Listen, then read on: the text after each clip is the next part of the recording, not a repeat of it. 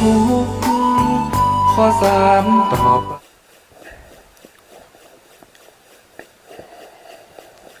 อะระสัมมาสัมพุทโธภะคะวาพุทธังภะคะวันตังอะภิวาเทมิ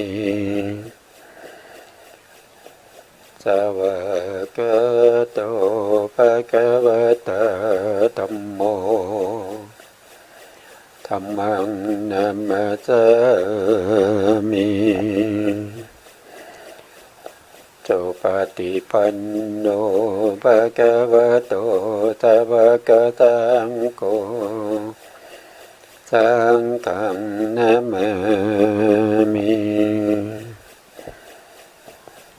นะโมตัสสะภะคะวะโตอะระหะโตสัมมาสัมพุทธัสสะนะโมตัสสะภะคะวะโตอะระหะโตสัมมาสัมพุทธัสสะนะโมตัสสะภะคะวะโตอะระหะโตสัมมาสัมพุทธัสสะสัมมาสัมพุทธมาตุลังสัสสะธัมมกานุตตมังอาภิวาทิยาปาติสังอาภิธัมมัฏฐาสังฆังตถาวุตตาภิธัมมัฏฐาจตุตาปรมัตถาโตจิตตังเจตสิกังรูปัง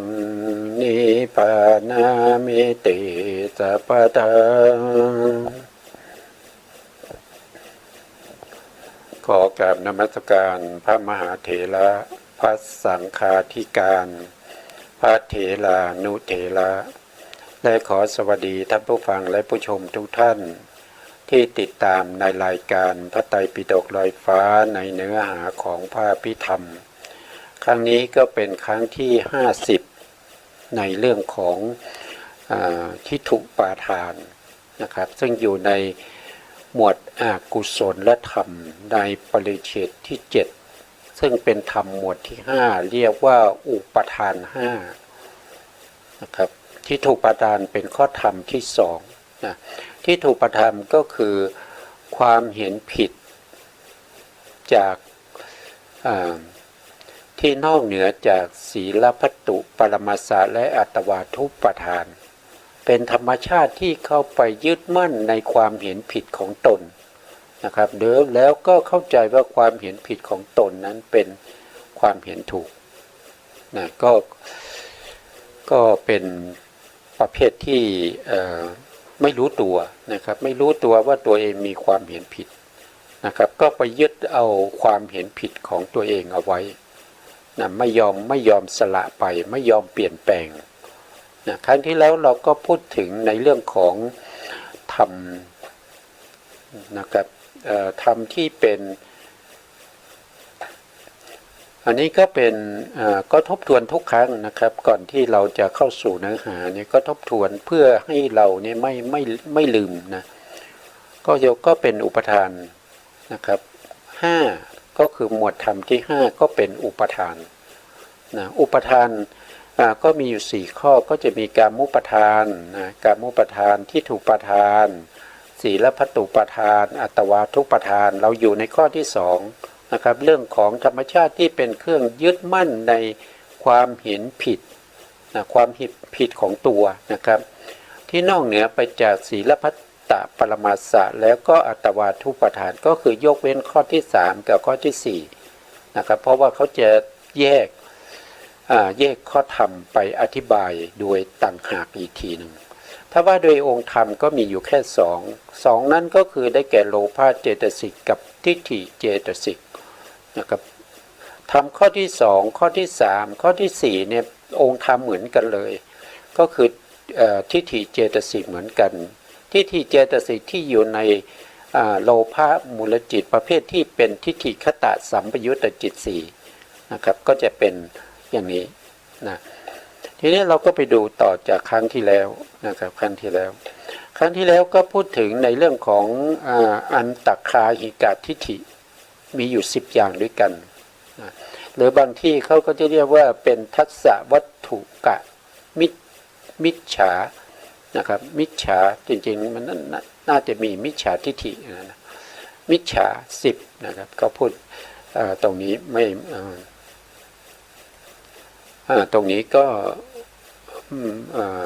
พิมพ์ผิดหรือเปล่าไม่รู้จริงๆแล้วน่าจะเป็นทัสสะวัตถุกะมิจฉาทิฏฐิ10นะครับอันนี้ก็ไม่เป็นไรนะครับก็ครั้งที่แล้วพูดถึงในข้อที่5นะครับข้อที่5นัตถิอายังโลโกเห็นว่าโลกนี้ไม่มีนะครับโลกนี้ไม่มีนะครับผู้ที่จะ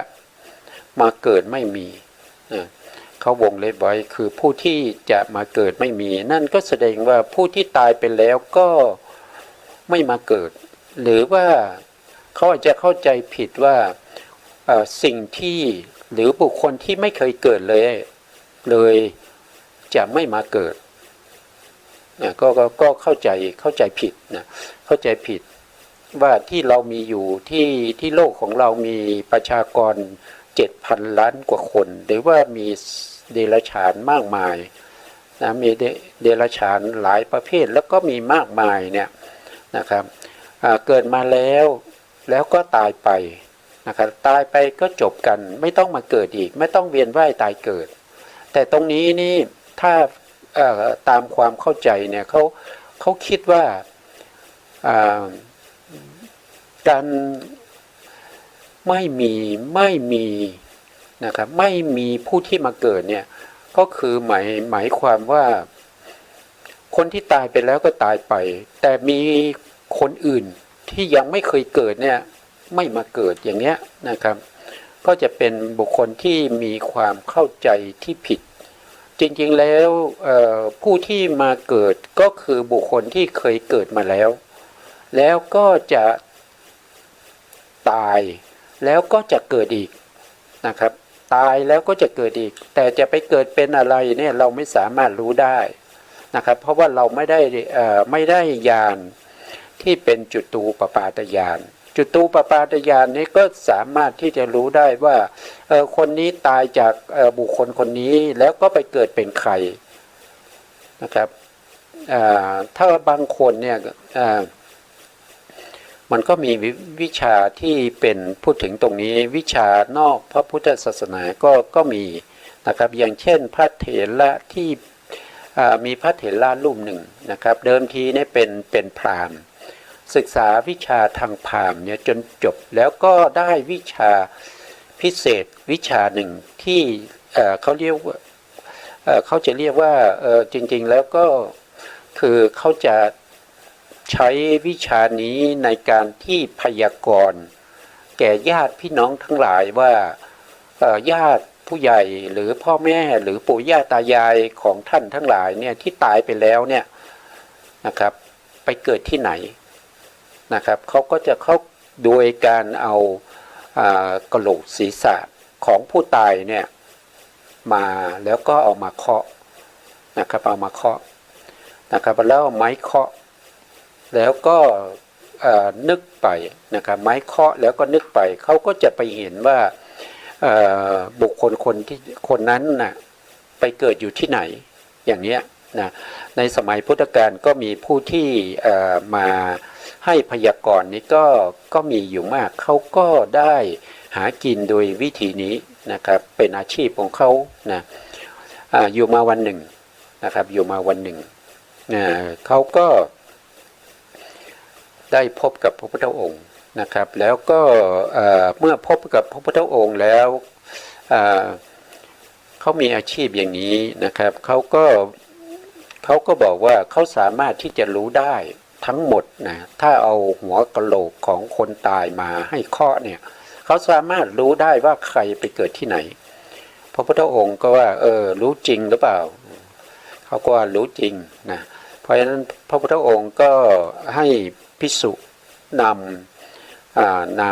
ำหัวกะโหลกของคน3 คนนะครับ3 คนคนหนึ่งไปเกิดในนรกอีกคนไปเกิดเป็นเทวดาแล้วก็อีกคนก็เป็นหัวกะโหลกของพระอรหันต์นะครับก็มา3 หัวด้วยกันนะให้เขาข้อดูนะเขาข้อดูหัวกะโหลกที่1เขาก็ข้อแล้วเขาก็พยากรณ์ได้ว่าผู้นี้ไปเกิดในนรกนะถามพระพุทธองค์ว่าถูกต้องนะครับแล้วข้อคนที่2นะกะโหลกที่2เมื่อข้อไปแล้วเขาก็พยากรณ์นะครับว่าไปเกิดบนสวรรค์นะครับไปเกิดบนสวรรค์พระพุทธองค์ก็ว่าถูกต้องแล้วนะทีนี้ข้อบุคคลที่3เนี่ยพอเคาะลงไปแล้วก็ตึกไปก็ไม่พบนะครับไม่พบว่าบุคคลคนนี้ไปเกิดที่ไหนนะครับแล้วก็ข้ออีกนะก็ไม่รู้ข้อถึง3 ครั้งด้วยกันก็ไม่สามารถที่จะรู้ได้ว่าบุคคลนี้ไปเกิดที่ไหนนะครับไม่สามารถรู้ได้นะพระพุทธองค์ก็ถามว่าทำไมไม่รู้หรือว่ารู้นะครับตอบมาว่าคนนี้ไปเกิดอยู่ที่ไหนเขาก็บอกว่าเขาไม่รู้นะเขาไม่รู้เขาไม่สามารถรู้ได้นะเขาก็ยอมแพ้นะครับเขาก็ยอมแพ้พระพุทธองค์ถามพระพุทธองค์ว่าบุคคลนี้ไปเกิดที่ไหนพระพุทธองค์ก็แนะนำว่าบุคคลนี้เขาเป็นพระอรหันต์แล้วเขาปรินิพพานแล้วเขาไม่มีการเวียนว่ายตายเกิดนะเขาไม่มีการเวียนว่ายตายเกิดแล้วนะครับเขาไปสู่พระนิพพานแล้วนะเขาก็พามผู้นี้เขาก็สนใจอยากจะเรียนวิชานี้นะครับเพื่อที่จะไปเป็นอาชีพต่อยอดนะครับก็ขอศึกษาจากพระพุทธองค์พระพุทธองค์ก็บอกว่าการที่จะศึกษาพุทธมนต์เนี่ยไม่ใช่ว่าใครก็ศึกษาได้นะครับถ้าอยากจะศึกษานี้ก็ต้องบวชนะครับก็ต้องบวชพระพุทธองค์เห็นอุปนิสัยของพราหมณ์ผู้นี้ว่ามีอุปนิสัยที่จะเป็นพระอรหันต์ได้นะครับสามารถเป็นพระอรหันต์ได้แล้วเขาสร้างบารมีนะครับมาเป็นประเภทที่เป็นเอกทัคคะด้วยใช้เวลามาถึง100,000 มหากัปแล้วนะครับแต่เจ้าตัวยังหากินด้วยการเคาะกะโหลกของผู้ตายอยู่เลยนะครับพระพุทธองค์ก็ว่าถ้างั้นต้องบวชนะถ้าไม่บวชเนี่ยเรียนไม่ได้นะครับไม่สามารถที่จะเรียนได้เขาก็ยอมบวชแล้วเขาก็บอกให้ทีมงานเขาว่าก็ไม่เป็นไรให้รออยู่ถ้าเราจบวิชานี้เมื่อไหร่เราก็จะลาสิกขานะครับให้คณะของเขานะครับที่ร่วมกันทำวิชานี้อยู่นะทีนี้บวชไปนะครับบวชไปพระพุทธองค์ก็แสดงธรรมให้ฟังนะครับพอเขาได้รับฟังธรรมเนี่ยเขาก็เกิดมีความศรัทธาในพระพุทธองค์นะศรัทธาในพระพุทธองค์มากขึ้นเรื่อยๆนะครับจนในที่สุดเนี่ยเขาก็ปฏิบัติตามที่พระพุทธองค์ได้แนะนำเขาก็ได้ตรัสรู้เป็นพระอรหันต์นะครับได้เป็นพระอรหันต์แล้วเขาก็มาตึกดูนึกดูถึงวิชาชีพที่เขาทำเนี่ยเป็นวิชาชีพที่ไม่เหมาะสมนะครับไม่ควรทำนะเขาเป็นพระอรหันต์แล้วนะเขาเป็นพระอรหันต์แล้วนะทีนี้เขาก็อยู่ที่วัดเชตวันนี้นะครับนานเข้าทีมงานก็มาถามเรียนจบแล้วยังเรียนจบแล้วยังนะครับทีมเขาก็บอกว่าเรียนน้ำจบแล้วแต่ว่าเป็นเราไม่ไปละเราจะไม่หากินด้วยวิธีนี้อีกต่อไปนะครับเราจะไม่ไปละให้พวกเธอไปกันเองก็แล้วกันนะครับเราจะขอบวชเป็นพระภิกษุไปจนตลอดชีวิตนะครับเราจะไม่ไปแล้วนะเพราะท่านเป็นพระอรหันต์แล้วนะครับท่านจะไม่มีการลาสิกขานะครับไม่ใช่ว่าเฉพาะพระอรหันต์ที่ไม่ลาสิกขานะครับแม้กระทั่งโสดาบันเนี่ยถ้าได้บวชแล้วเนี่ยท่านจะไม่ลาสิกขาเลยถึงแม้ว่าท่านยังมีความประมาทอยู่นะครับท่านทำกรรมได้อยู่แต่ท่านจะไม่ลาสิกขาแล้วนะครับท่านจะบวชแล้วก็จะ จะตายในผ้าเหลืองนะครับเขาพระโสดาบันขึ้นไปจะไม่มีการลาสิกขานะครับนะอันนี้ก็เอามาประกอบในเรื่องของผู้ที่จะมาเกิดไม่มีนะครับจะมาเกิดไม่มีตรงนี้เขาเข้าใจว่าผู้ที่ยังไงก็คือผู้ที่ไม่เคยเกิดจะไม่มาเกิดอย่างนี้ไม่มีนะครับเขาก็ว่าในลักษณะอย่างนี้ก็ฟังดูก็เข้าใจยากนะครับว่าทิฏฐิหรือความเห็นผิดของแต่ละท่านแต่ละคนเนี่ยมันก็จะแตกต่างกันไปนะครับแต่ถ้าเราสรุปแล้วเนี่ยทิฏฐิที่เป็นพื้นฐานเลยมีความเห็นผิดเป็นพื้นฐานสามัญทั่วไปเนี่ยก็จะมีที่เราเรียกว่าเป็นสักกายทิฏฐินะครับสักกายทิฏฐินะครับก็คือเห็นเป็นตนเป็นตัวเป็นตนนั่นเองนะครับแล้วก็มีทิฏฐิพิเศษทิฏฐิ62นะครับแล้วก็ที่เรามาศึกษาตอนนี้ก็เป็นทิฏฐิพิเศษที่นอกเหนือจากสักกายทิฏฐินะครับนอกเหนือไปจากนั้นนะครับต่อไปนะครับในข้อที่6ในข้อที่6นัตถิปโลโลโกเห็นว่าโลกหน้าไม่มีผู้ที่จะไปเกิดไม่มีนะครับอันนี้ก็คือคนที่ตายแล้วนะครับคนที่ตายแล้วเนี่ยไม่ต้องไปเกิดอีกแล้วนะครับไม่มีนะครับตายครั้งเดียวนะครับอันนี้ก็เป็นอุเฉททิฏฐินะประเภทนี้เป็นอุเฉททิฏฐิคือเกิดครั้งเดียวเกิดมาแล้วก็ตายแล้วไม่ต้องไปเกิดอีกตายแล้วจบกันนะครับเป็นอุเฉททิฏฐิการเป็นความคิดเห็นอย่างนี้จะทำให้บุคคลที่ยึดมั่นในความเห็นแบบนี้จะเกิดการทำกรรมที่หนักได้เพราะเขาไม่เชื่อว่าเขาจะต้องไปรับกรรมในภพหน้าเพราะเขาไม่ต้องเกิดแล้วนะครับผู้ที่ไปเกิดไม่มีนะไม่มีนะต่อไปนัตถิมาตาเห็นว่าการทำดีทำชั่วต่อมารดานะครับไม่ได้รับผลในภพหน้านะการที่เราทำบาปนะกับพ่อแม่นะครับก็ไม่ต้องรับผลใดๆนะครับพ่อแม่ไม่มีคุณไม่มีคุณสมบัติไม่เป็นผู้ที่มีคุณต่อเรานะครับเขาก็คิดอย่างนี้นะเขาก็คิดอย่างนี้คิดอย่างนี้โดยไม่ให้ความเคารพนับถือบิดามารดานะครับเป็นกรรมนะผู้ที่ไม่ให้ความนับถือบิดามารดาเนี่ยก็จะไม่เจริญก้าวหน้านะครับไม่เจริญก้าวหน้านะครับเป็นบุคคลที่บุคคลอื่นเขาจะไม่คบหาสมาคมด้วยนะครับข้อที่7นะครับก็คือไม่เชื่อว่าการทำดีทำชั่วต่อมารดานี้จะมีผลนะข้อที่8นะข้อที่8ก็ปิดนัตถิปิตาอันนี้ก็คือทำดีทำชั่วกับบิดานะครับกับคุณพ่อเนี่ยไม่ได้รับผลไม่ได้รับผลนะ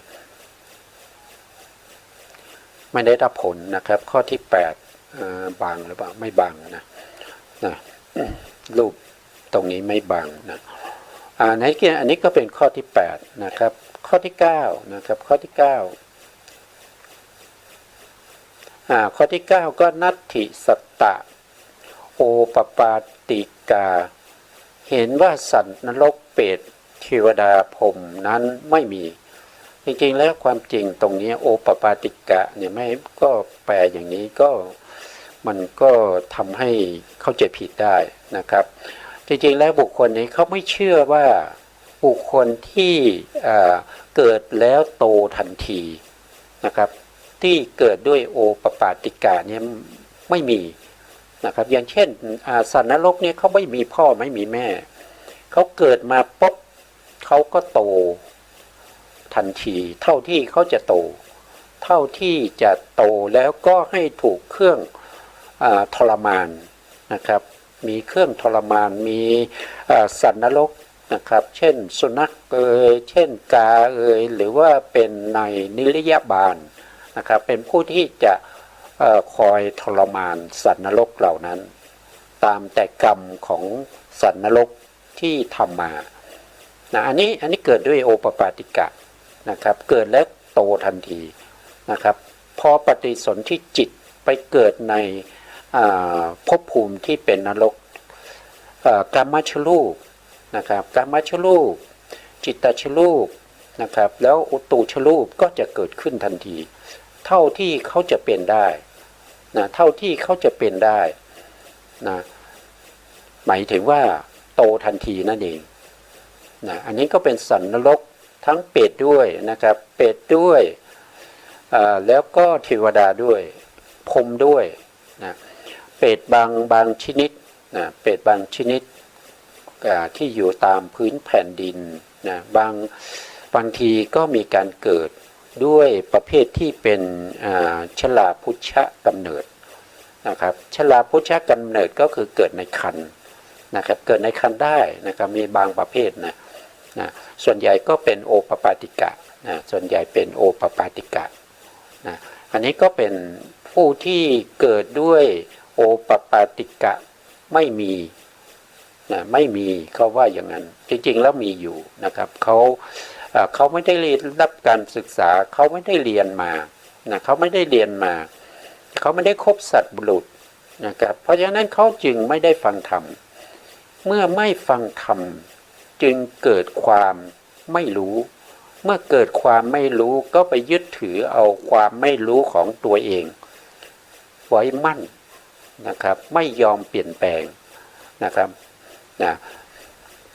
เมื่อมาได้ฟังบุคคลอื่นที่เขาพูดถึงโอปปาติกะว่ามีลักษณะอย่างนี้อย่างนั้นนะเขาก็จะไม่เชื่อเขาจะไม่เชื่อเพราะว่าพื้นฐานเขาเนี่ยไม่มีความรู้ความเข้าใจในเรื่องของพระพุทธศาสนา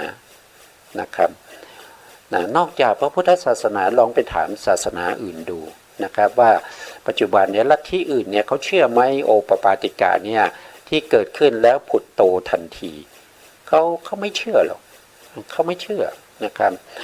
เขาไม่เชื่อเพราะฉะนั้นเนี่ยบุคคลเหล่านี้ก็เป็นบุคคลที่มีความเห็นผิดแล้วก็ยึดมั่นในความเห็นผิดแต่ความเห็นผิดประเภทนี้ไม่ได้เป็นความเห็นผิดที่เป็นอนันตริยกรรมนะครับเพราะฉะนั้นก็ให้ผลไม่แน่นอนถ้ามีโอกาสเขาก็จะให้ผลถ้าไม่มีโอกาสเขาก็ติดตามเราไปเรื่อยๆนะครับไม่เหมือนกับกรรมที่เป็นอนันตริยกรรม5นะครับเราก็รู้นะครับว่าอะไรอนันตริยกรรมก็คือกรรมหนักที่เราทำไว้มีอยู่5อย่างด้วยกันบางครั้งเราจะเรียกว่าเป็นปัญจนันตริยกรรมนะครับก็คือฆ่าบิดาฆ่ามารดาฆ่าพระอรหันต์ได้3แล้วนะครับ1ฆ่าบิดา2ฆ่ามารดา3ฆ่าพระอรหันต์4ทำพระพุทธเจ้าให้ห่อพระโลหิตแล้วก็5ทำให้สงฆ์แตกกันนะครับข้อที่5นี้พิเศษถ้าเราเป็นฆราวาสเราไม่ถึงแม้ว่าเราทำให้สงฆ์แตกกันก็ไม่ชื่อว่าเป็นสังฆเพศนะข้อที่5นี้จะต้องเป็นพระสงฆ์ด้วยกันนะครับทำให้สงฆ์แตกกันนั่นก็คือหมายถึงว่าพระภิกษุในสำนักนั้นในกลุ่มนั้นในประเทศนั้นเขาจะไม่ลงสังฆกรรมด้วยกันเขาจะไม่ทำสังฆกรรมด้วยกันเช่นจะไม่ฟังปาติโมกข์ร่วมกันนะครับเข้าใจบางที่เขาไม่ให้เข้าร่วมด้วยกันเนี่ยเขาก็เข้าใจว่าบุคคลคนนั้น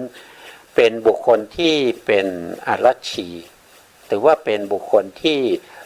ก้าวล่วงข้อบัญญัติของพระพุทธองค์เป็นบุคคลที่ไม่บริสุทธิ์นะครับเป็นบุคคลที่ทุศีลอย่างเนี้ยนะครับจริงๆหรือเปล่าเราก็ไม่รู้แล้วก็กลุ่มที่เข้าไปร่วมในการที่ทำสังฆกรรมเนี่ย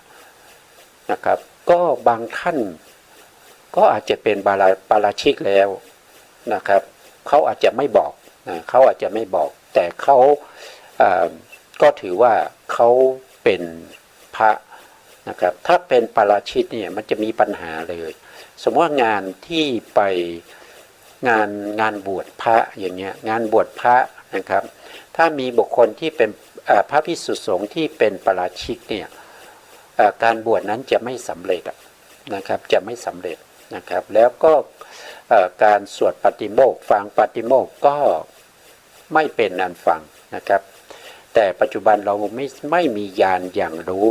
เราก็ไม่สามารถที่จะรู้ได้นะครับอันนี้ก็5ข้อนี้เป็นกรรมที่หนักจะให้ผลในภพที่2เลยนะครับหลังจากที่เราตายแล้วเนี่ย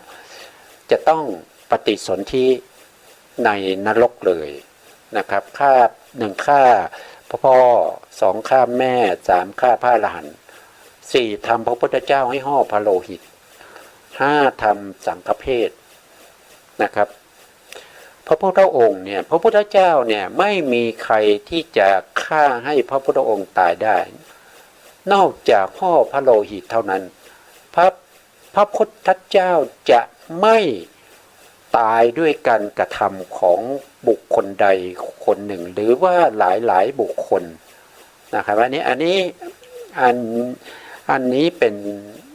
สัจธรรมเป็นความจริงนะครับที่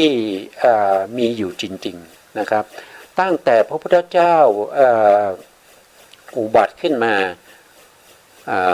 ในจักรวาลนี้นะครับ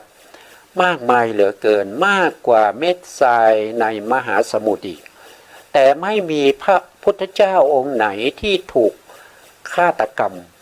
ไม่ถูกฆ่านะครับอย่างมากที่สุดก็ทำให้พระพุทธองค์ห่อพระโลหิตเท่านั้นเองนะครับอันนี้ก็กรรมหนักแล้วนะครับบุคคลที่ทำเนี่ยจะต้องไปเกิดในมหาเวจีนรกเช่นพระเทวทัตเนี่ยนะครับท่านได้ทำกรรมนี้นะครับเมื่อทำแล้วเนี่ยกรรมนี้เนี่ยไม่สามารถที่จะขอขมาได้ไม่สามารถขอขมาได้นะครับไม่ใช่ว่าทำให้พระพุทธเจ้าห่อพระโลหิตแล้วอยู่ไปสัก2-3 เดือนเกิดนึกได้ก็มาขอขมาอย่างเงี้ยขอขมาไม่สำเร็จนะมาขอนี่ขอได้พระพุทธองค์เนี่ยเป็นผู้มีเมตตาอยู่แล้วอภัยให้แก่ทุกคนแต่ว่ากรรมมันไม่ยอมนะธรรมชาติของกรรมที่เป็นอานันตริยกรรมเนี่ยปัญจนันตริยกรรมเนี่ยเป็นธรรมชาติที่มันเป็นไปอย่างนั้นมันเป็นกรรมที่ยุติธรรมสำหรับทุกบุคคลขอขมาแล้วก็ไม่สำเร็จนะครับไม่สำเร็จนะไม่สำเร็จก็คือหมายถึงว่าภพที่2ก็ยังจะต้องไปในมหาเวจีนรกอยู่นะครับยังจะต้องไปในนรกอยู่นะหรือว่าอาจจะไม่ต้องไปในมหาเวจีอาจจะเป็นนรกที่เบาบางนิดหนึ่งแต่ต้องไปนรกอย่างเช่นพระเจ้าอาชาติศัตรูฆ่าบิดานะครับฆ่าบิดาแต่พระเจ้าอาชาติศัตรูเนี่ยมาเปลี่ยนนิสัยนะครับจากการที่นับถือพระเทวทัตว่าเป็นอาจารย์เนี่ยเปลี่ยนมาเป็นจริงๆแล้วพระเจ้าอาชาติศัตรูเนี่ยก็ทำกรรมร่วมกับพระเทวทัตเรื่องของพระพุทธเจ้าเนี่ยก็หลายอย่างนะครับเช่นปล่อยช้างนาลักคีรีใช้คนที่เป็นนักแม่นธนูนะครับเป็นคนที่แม่นธนูไปดักยิงพระพุทธองค์แล้วก็มีกรรมอีกหลายอย่างที่ทำไปแต่ไม่สำเร็จนะครับไม่มีกรรมไหนที่สำเร็จนะครับแล้วก็พระเจ้าชาติศัตรูหลังจากที่พระเทวทัตเนี่ยไปสู่นรกแล้วพระเจ้าชาติศัตรูก็ยังไปคุกคีกับมิจฉาทิฏฐิอย่างเช่นที่เราเรียนไปแล้วครูทั้ง6นะครับก็จะมีมัคคิริโคสารอย่างเงี้ยนะครับก็ไปคบหาแต่เมื่อไปคบหาแล้วอยู่ได้ไม่นานก็เข้าใจว่า ลัทธินี้ไม่เหมาะสมกับท่านนะครับก็ไปคบครูคนใหม่ต่อไปนะครับครูแต่ละคนทั้ง6 คนเนี่ยพระเจ้าชาติศัตรูไปมาหมดแล้วแล้วก็ไม่มีใครที่จะสามารถทำให้พระเจ้าอาชาติศัตรูเนี่ยมีความสบายใจได้นะครับเพราะว่าพระเจ้าชาติศัตรูหลังจากที่ฆ่าบิดาแล้วจะนอนไม่หลับนะครับนอนไม่หลับเลยนะครับแล้วก็มีความกังวลนะครับในใจนะนอนไม่ค่อยหลับนะก็เลยประชุมอมาตย์ทั้งหลายนะครับให้อมาตย์ทั้งหลายนี่แนะนำอมาตย์ทั้งหลายก็แนะนำให้ไปหาครูทั้ง6เนี่ยนะครับก็ไปมาหมดแล้วแล้วก็ไม่สามารถที่จะช่วยได้นะครับแล้วก็ครั้งที่7เนี่ยก็เรียกประชุมอีกนะครับเมื่อมาประชุมกันพร้อมแล้วทุกคนก็แนะนำให้ไปหาครูคนนั้นคนนี้นะพระเจ้าอาชาติศัตรูเนี่ยก็รู้ว่าหมอชีวกเนี่ยเป็นหมอประจำตัวของพระสัมมาสัมพุทธเจ้านะครับพระเจ้าอาชาติศัตรูก็ถามว่าแล้วหมอชีวกทำไมไม่พูดอะไรเลยนะครับไม่แนะนำเราหรือว่าจะไปหาครูคนไหนนะหมอชีวกก็บอกว่านะครับก็พ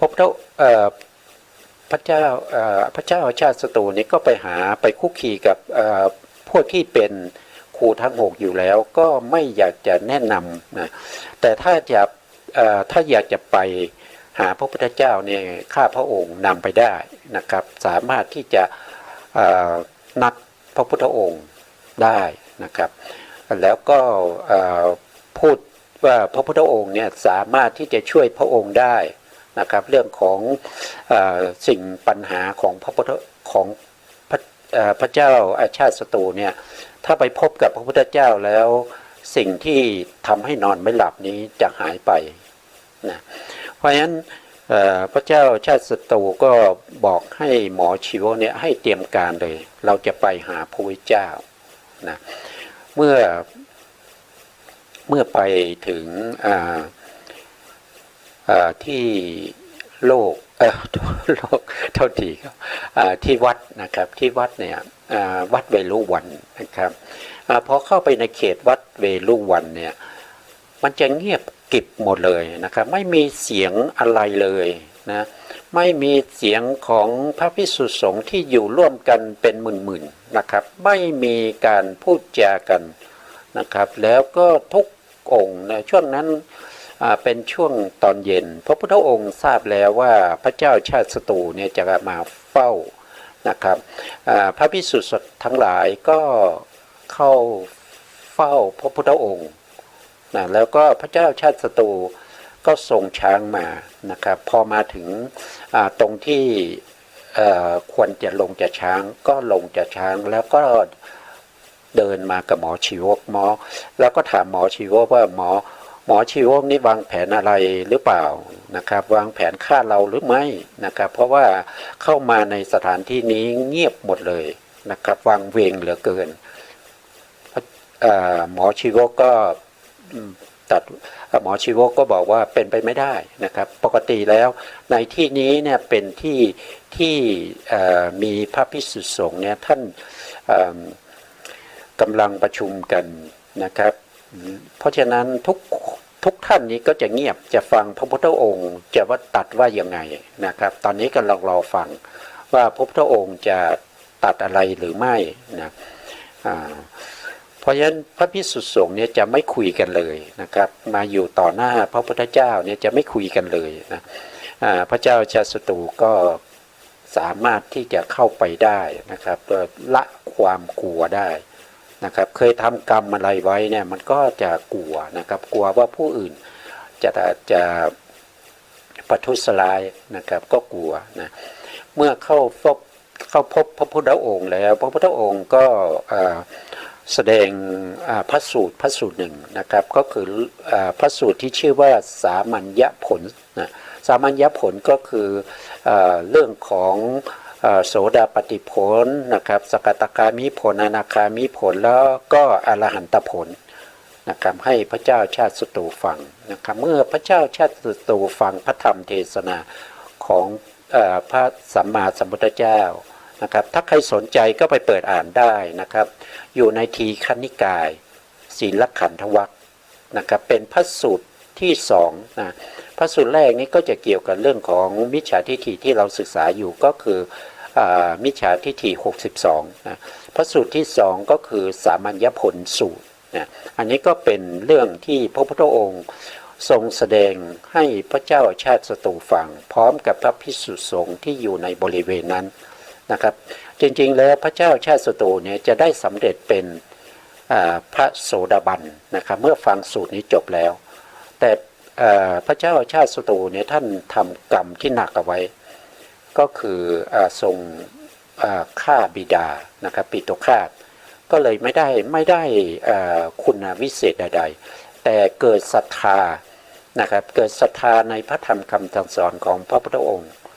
แล้วก็เกิดความมั่นใจว่าผู้ที่ตรัสรู้เป็นพระพุทธเจ้าเนี่ยนอกจาก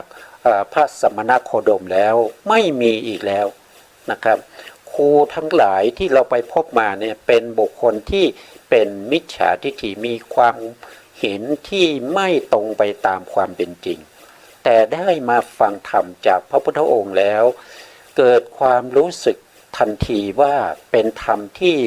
สามารถที่จะนำสัตว์ทั้งหลายไปสู่พระนิพพานได้นะเมื่อพระเจ้าชาติศัตรูได้ฟังธรรมอย่างนี้แล้วเนี่ยเกิดความศรัทธาเกิดความมั่นใจนะครับก็ทำให้ท่านเนี่ยบรรทมได้หลับได้สบายนะครับแล้วก็ท่านก็จะมาทำบุญกับพระพุทธองค์โดยนิมนต์พระพุทธองค์ให้ไปรับบาตรในพระราชวังเป็นประจำนะครับตั้งแต่นั้นมานะแล้วพระเจ้าชาติศัตรูเนี่ยก็ยังเป็นผู้ที่เป็นประธานในการทำสังฆยนานะครับเป็นผู้ที่อุปถัมภ์นะพระภิกษุทั้งหลายที่เป็นพระภิกษุที่เป็น500 รูปนะครับเป็นผู้ที่มีเขาเรียกว่าเป็นผู้ที่มีปฏิสัมภิทา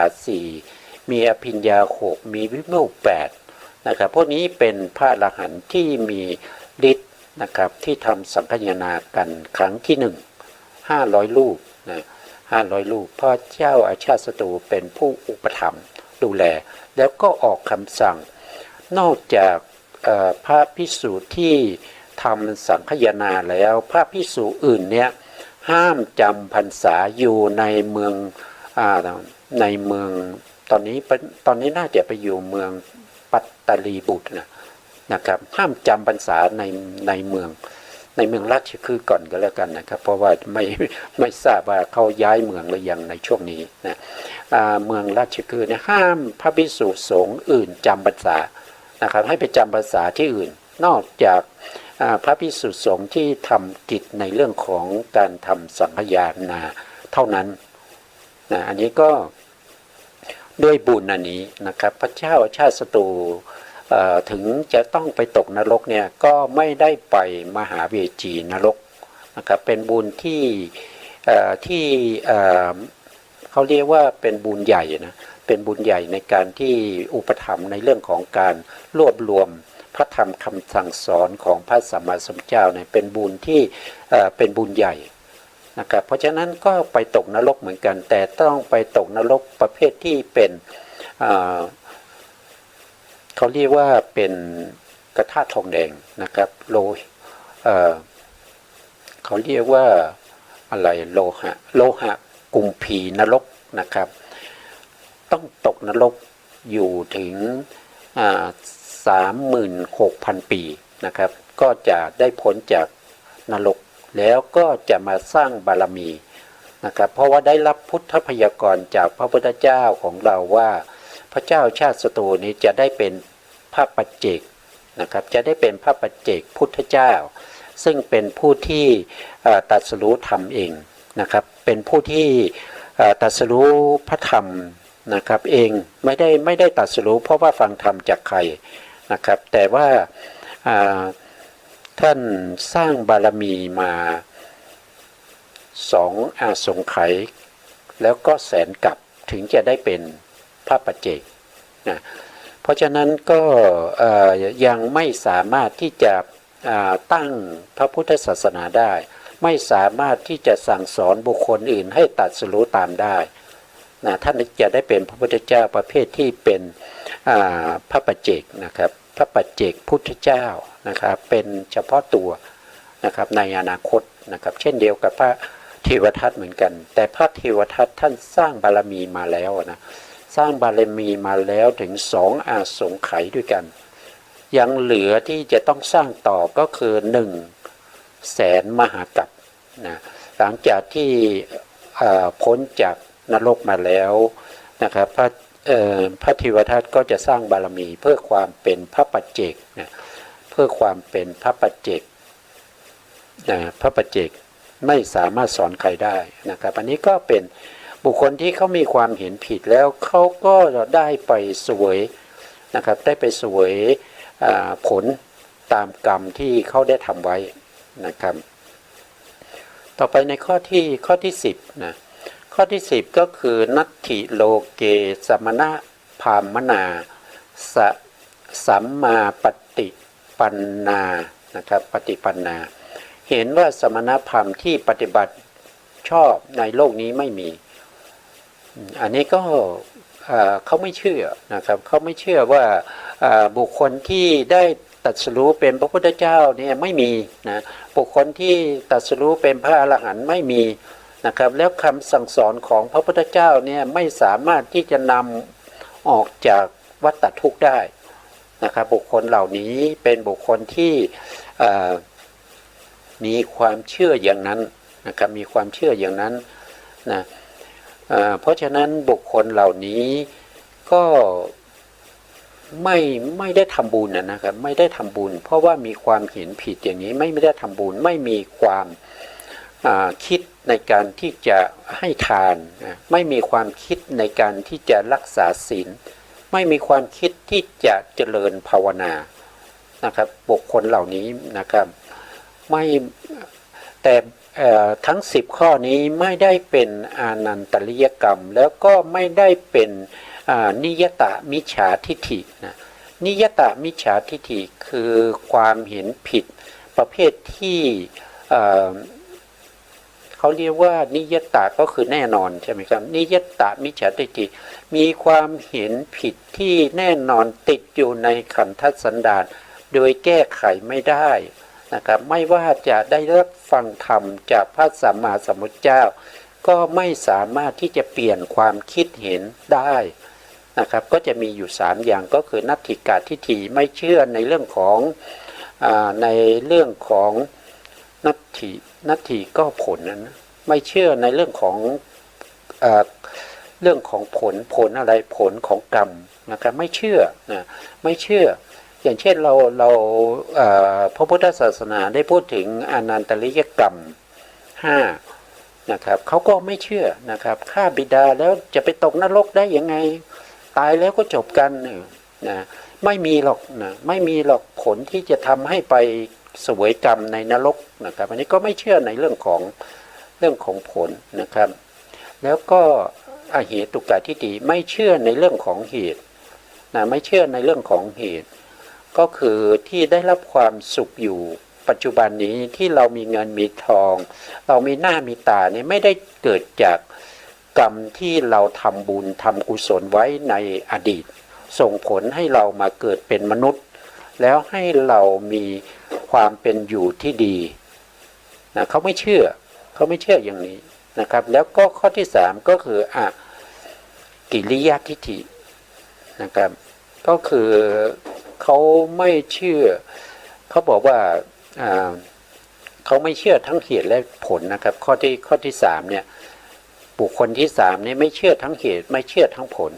การกระทำทุกอย่างสักแต่ว่าทำแล้วจบกันไม่มีผลนะไม่มีผลแล้วที่เขาเป็นอยู่ทุกวันนี้ก็ไม่ได้เกิดจากเหตุในอดีตนะอันนี้ก็เป็นนิยตมิจฉาทิฏฐิ3อย่าง นิยตามิจฉาทิฏฐิหมายถึงทิฏฐิที่แก้ไขไม่ได้นะครับไม่สามารถที่จะแก้ไขได้เป็นผู้ที่มีความเชื่ออย่างนี้หนักแน่นติดอยู่ในขันธสันดานแก้ไม่ได้แม้แต่พระพุทธองค์ก็ช่วยไม่ได้นะครับแสดงธรรมให้ฟังตั้งแต่ได้ตรัสรู้จนถึงปรินิพพานบุคคลเหล่านี้เขาก็ไม่เปลี่ยนความคิดเขาก็ไม่เปลี่ยนความเข้าใจเพราะว่าเขาเป็นนิยตมิจฉาทิฏฐิมีทิฏฐิที่ปักแน่นอยู่ในขันธสันดานนะครับก็พวกนี้ถ้าตายแล้วไปไหนพวกนี้เป็นบุคคลที่เป็นบุคคลที่มีกรรมหนักมากกว่าอนันตริยกรรมนะครับมิจฉาทิฏฐิที่เป็นนิยตามิจฉาทิฏฐิเนี้ยจะเป็นกรรมที่ให้ผลก่อนปัญจนันตริยกรรมปัญจนันตริยกรรมเนี่ยถูกนิยตามิจฉาทิฏฐินี้ห้ามนะครับแล้วนิยตามิจฉาทิฏฐิเนี่ยจะเป็นผู้ให้ผลก่อนนะให้ผลก่อนภพที่สองก็ต้องไปเกิดในมหาเวจีนรกแน่นอนนะครับแต่จะไปเกิดแล้วจะถูกทรมานแบบไหนจะเหมือนกับพระเทวทัตหรือไม่ผมก็ไม่รู้ตรงนี้นะครับไม่ศึกษายังไม่พบนะครับหรือว่าอยากจะทดลองนะครับอยากจะทดลองแล้วก็ลองไปเกิดดูนะครับก็คิดว่าเราชาวพุทธทุกคนเนี่ยก็ไม่อยากจะลองนะครับไม่อยากจะลองไม่อยากเป็นบุคคลที่ไม่เชื่อในพระธรรมคำสั่งสอนของพระสัมมาสัมพุทธเจ้านะครับเราเป็นชาวพุทธเราก็ต้องเชื่อนะครับเราก็ต้องเชื่อพระพุทธองค์อยู่แล้วนะครับว่าพระพุทธองค์ตรัสว่าสิ่งนี้เป็นอกุศลมีโทษเราก็ต้องเชื่อนะครับว่าอากุศลเป็นธรรมที่มีโทษให้ผลเป็นความทุกข์อย่างเงี้ยเราก็ต้องเชื่อนะกุศลเป็นธรรมที่เป็นธรรมที่ดีเป็นธรรมที่ฉลาดให้ผลเป็นความสุขอย่างเงี้ยเราก็ต้องเชื่ออยู่แล้วนะครับถ้าเราไม่เชื่อนะเราจะมาศึกษาพระธรรมไปเพื่ออะไรถ้าเราไม่เชื่อพระพุทธองค์นะครับเราก็ต้องไปศึกษามิจฉาทิฏฐินะครับตามที่เขามีลัทธิอยู่ในปัจจุบันนี้นะครับซึ่งเป็นลัทธิที่มุ่งหน้าสู่อบายนะครับมุ่งหน้าสู่อบายเพราะมีความเข้าใจผิดในเรื่องของก็เป็นทิฏฐินะครับที่เข้าใจว่าทำอะไรฆ่าคนก็ไม่เป็นบาปนะครับฆ่าคนก็ไม่ต้องไปนรกนะครับจริงๆแล้วสภาวะธรรมพวกนี้ถึงจะเป็นบุคคลที่อยู่ในศาสนาไหนก็ตามนะครับมันเป็นธรรมชาตินะมันไม่ได้เป็นเฉพาะของชาวพุทธนะครับไม่ได้จะเป็นเฉพาะของชาวพุทธทำผิดแล้วจะต้องไปตกนรกเป็นของพระพุทธศาสนาอย่างนี้ไม่ใช่นะอันนี้เป็นสภาวะธรรมที่เป็นธรรมชาติไม่ว่าคุณจะนับถือไม่นับถือศาสนาพุทธก็ตาม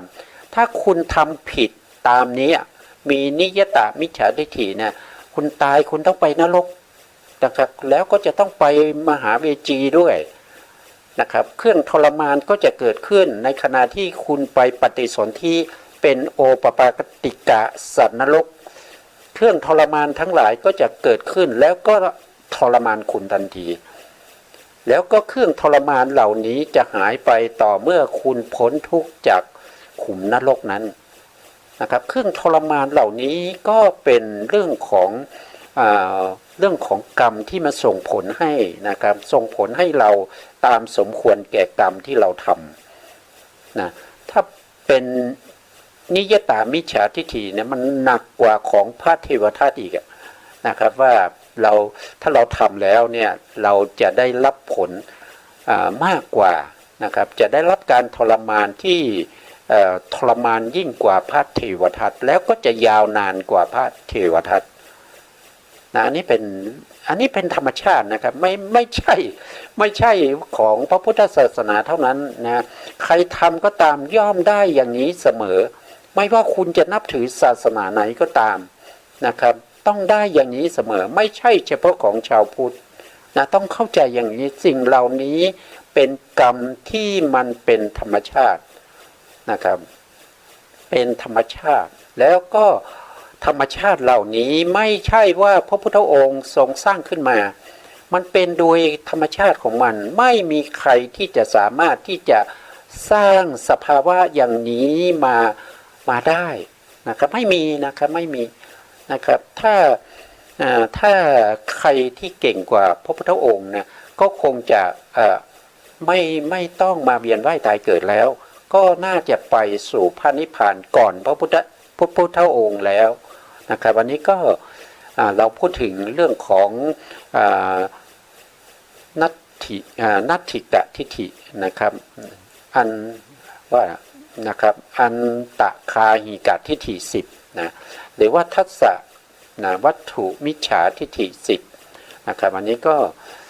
ที่เราพูดถึงอยู่นะครับอันนี้ก็เราก็จบแล้วนะครับก็จบแล้วนะถึงข้อ10ตรงนี้จบนะครับต่อไปก็จะเป็นถ้าเป็นทัสสะวัตถุสัมมาทิฏฐิอันนี้ก็เป็นสัมมาทิฏฐินะเมื่อเราพูดถึงมิจฉาทิฏฐิตรงนี้เขาก็แทรกในเรื่องของสัมมาทิฏฐิไว้นะครับถ้าเป็นทัสสะวัตถุสัมมาทิฏฐิก็ให้เปลี่ยนบาลีนัตถิเป็นอัตถิแปลว่ามีนัตถิแปลว่าไม่มีนะครับส่วน10ข้อท่านก็บอกว่าใน10ข้อเนี่ยตั้งแต่ข้อ1นะครับจนถึงข้อ10เนี่ยนะข้อ10เนี่ยมันจะมีคำว่านัตถิอยู่ข้างหน้าใช่ไหมครับมันมีคำว่านัตถิอยู่ข้างหน้าถ้าเราจะเปลี่ยนมาเป็นสัมมาทิฏฐินี้เราก็เปลี่ยนตัวนัตถินี้ให้เป็นอัตถินะครับ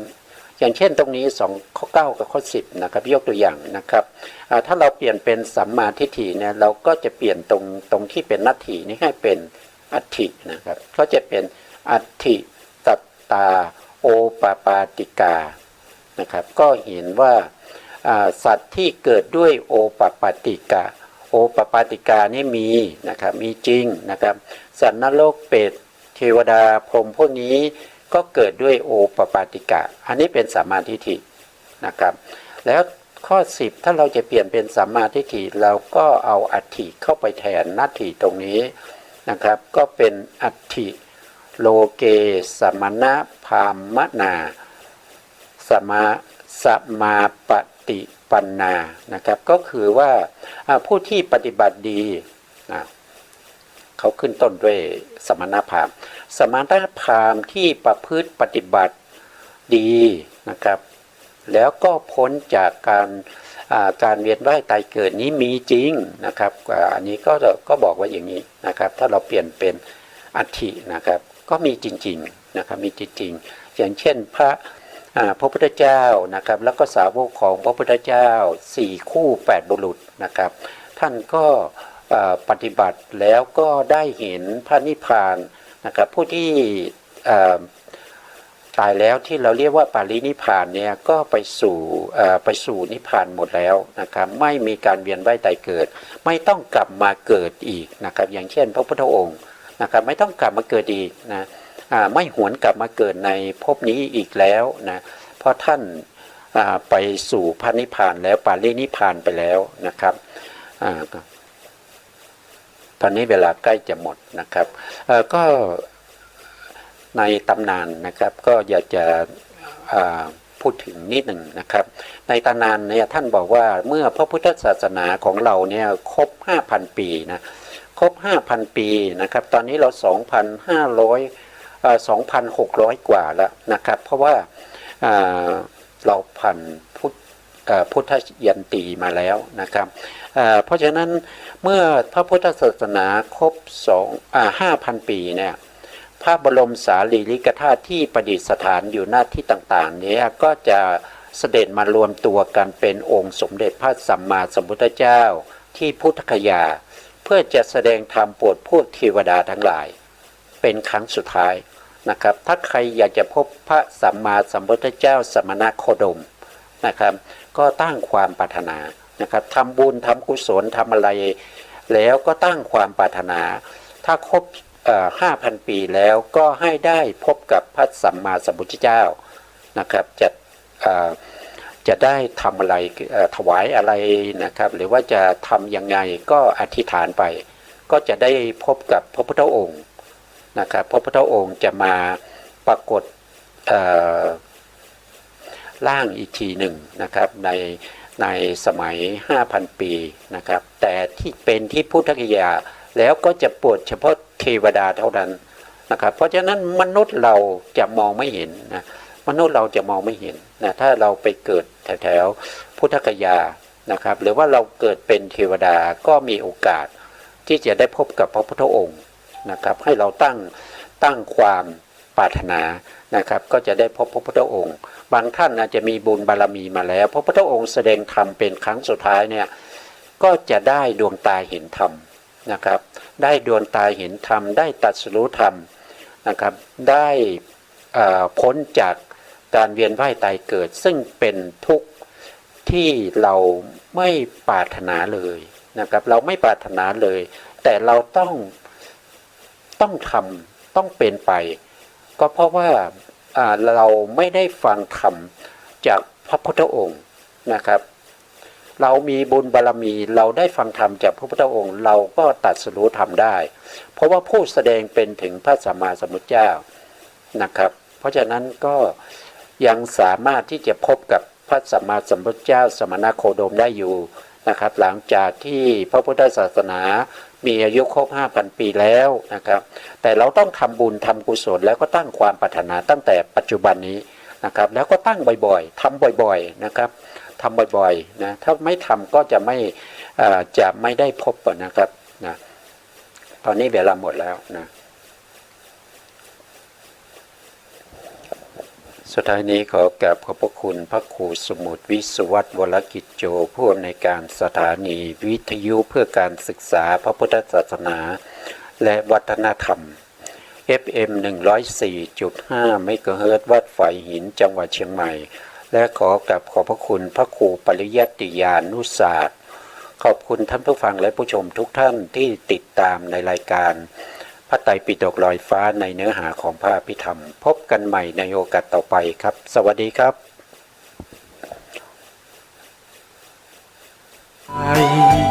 เรียกว่าทุกข์ในอริยสัจเป็นทุกข์